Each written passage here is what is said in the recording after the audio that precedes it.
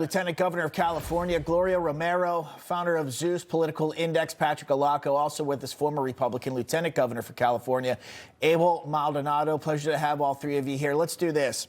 I want to bring up this California Post poll. Can we have that real quick, guys?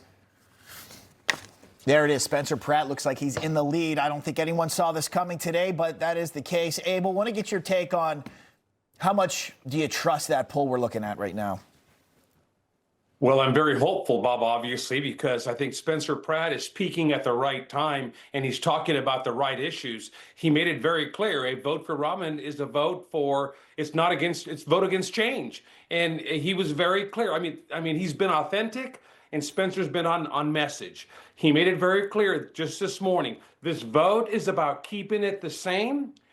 Drugs, people walking around like zombies, high gas, high housing. I mean, I can go on and on and on, Bob. This is a change election, and Angelinos have an opportunity to change the direction of where their city is going. Same thing with the California governor's race, Bob and Katrina. That's what I was going to ask you about, Gloria, the governor's race, of course. Do you think that we should see Bianco drop out? Well, I think ultimately it's going to be up to the voters to choose who they want to drop out. The call has been put out to him to consolidate the vote. I've urged a consolidated ticket.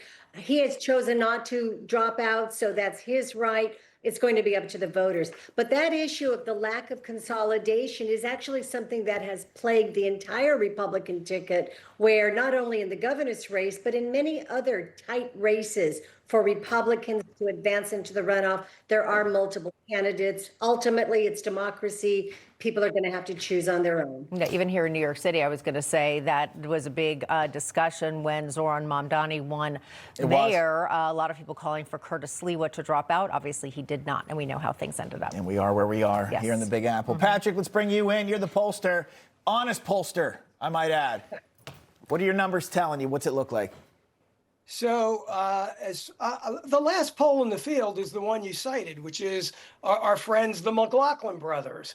And if you look before that, what they're seeing is the late breaking numbers in the race. So I do trust their poll. And we're showing the same thing, that advancing will be in the mayor's race. You're going to have both Pratt and Bass will advance to the final ballot in November.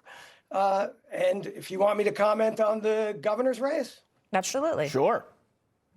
Okay. So we're hopeful in that one as well. I think this is a race where you actually have the president endorsing twice.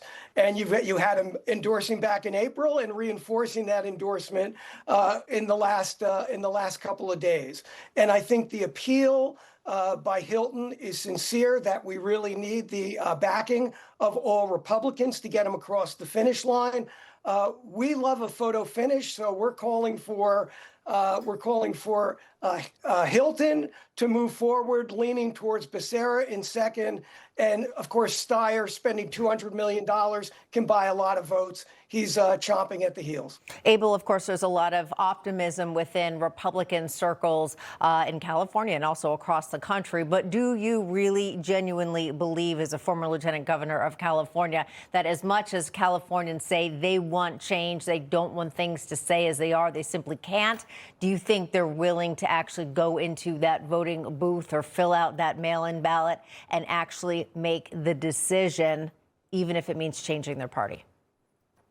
Katrina, that's the million-dollar question. You hit the nail on the head with that question.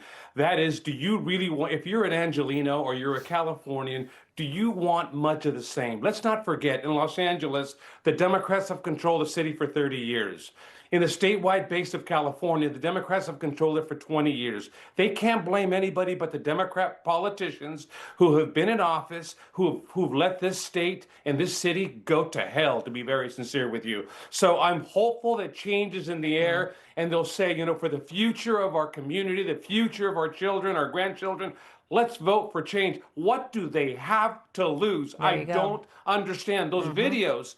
This guy smoking crack on an interview? That's right. That's California. Nobody does anything about it. Yeah, that's sad to see. All right, again, we will see how it all plays out. Abel, Patrick, and Gloria, thank you.